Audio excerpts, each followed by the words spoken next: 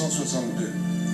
Et je dois dire qu'à l'époque, lorsque la presse l'a connue pour la première fois, et les médias également, tous ont reconnu que c'était une voiture de qualité absolument exceptionnelle et d'une ligne peut-être la plus belle de tout ce qu'on avait vu jusqu'à ce moment-là. Cette voiture marchait à 160 km à l'heure, ce qui était remarquable, toujours avec une consommation inférieure à 6 litres au 100. Je dois dire que cette voiture qui a duré jusqu'en 1967 a malheureusement été abandonnée du fait des conditions économiques du moment.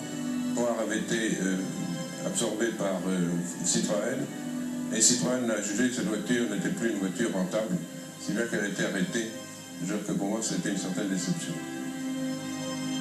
Et remarquez, pour mon père et moi, c'était évidemment un crève-cœur épouvantable, mais ce qui est tout de même admirable dans cette fusion, c'est qu'il n'y a eu aucun licenciement, tout le personnel a été repris.